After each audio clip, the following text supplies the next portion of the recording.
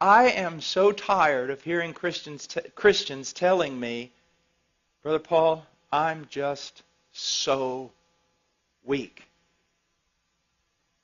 And you say, well, Brother Paul, you started your sermon saying you were weak, so why can't we say it? Well, I want you to understand the phrase and the context of it. First of all, you're not weak. And I can prove it to you. In the last week, W-E-E-K, how much time did you spend grasping and striving to know God and His Word? And in prayer, knowing that apart from God and His work on your behalf, you weren't going to be able to make it. Oh, see, it's really easy to say, I'm so weak. Your problem is not that you're so weak. Your problem is that you think you're strong. And I can prove it by just looking at your devotional life. Do you see? Our problem is not that we're too weak. Our problem is that we do not recognize our weakness. Do you see that? That's why the men and women that have been most used of God throughout Christian history seem to have only one thing in common, a recognition of their weakness. Now, here's what I want to show you, and it's so, so important. Weakness is not a hindrance to power. Weakness is the catalyst to spiritual power. The problem is wrong response. So first of all, you need to recognize something. Everybody's weak. Everything that is demanded of you in the New Testament is absolutely impossible for the natural man. There you go. So now everybody's on the same level. Me, you, Spurgeon, John Piper, all of us, everyone's weak. That's it. Now you can't use weakness as an excuse anymore because everybody's just as weak. No one can do this stuff. No one. So there you go. We're weak. The question is, what do we do? Now, many people just mouth weakness because it's the Christian thing to say. I'm weak. Other people find it very convenient to use that phraseology. Why? Because they can use it as an excuse for their sin. Well, I'm weak. Everybody's weak.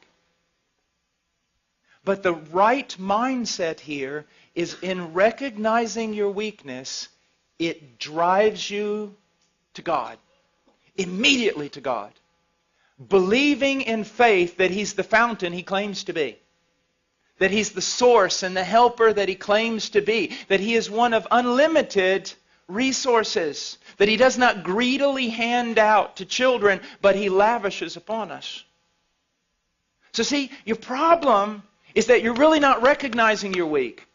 Or you recognize you're weak, but you just stay there in your weakness. The thing is, your weakness ought to drive you to God every time. But here's a problem. Let's enter in with your heart condemning you and Satan helping your heart condemn you. See, I have found so many people. I saw someone last night and I dealt a long time with them. Precious little girl. She recognized her weakness. She recognized her frailty. She recognized her sin. She recognized there were some things in her life she couldn't overcome right now. But here was her problem.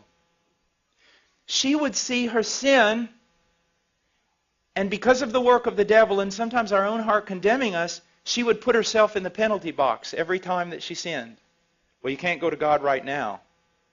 You can't just keep running back to Him. I mean, you sinned yesterday and you repented and asked for forgiveness. Now you've done the same exact thing today. I mean, you run back to Him, you're just a hypocrite. You don't appreciate God. You don't have a high view of God. What do you think? God just hands out pardon to everyone? And isn't that what we do? And isn't that what we think?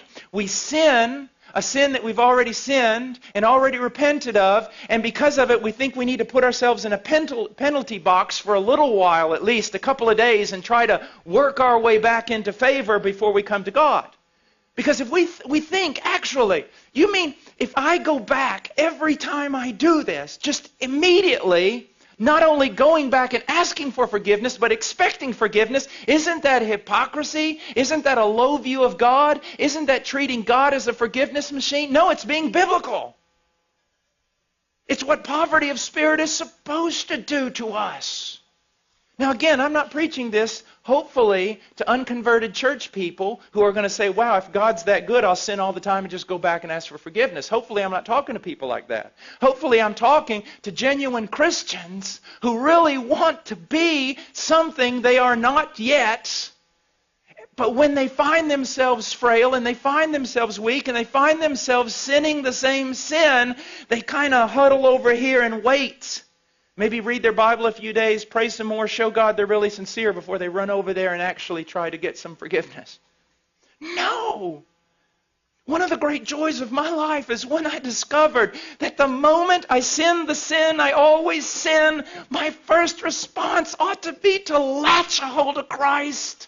And not beggarly, not thinking, oh, here I am, you ought to strike me down. But no, I latch a hold of Christ saying, I believe your promises. I am in a different realm. I am free. I am a saint. I've been moved out of Adam and condemnation and law. All of it was paid for on that tree. When He died, He knew all of it. He forgave all of it. I'm free. It's absolutely spectacular.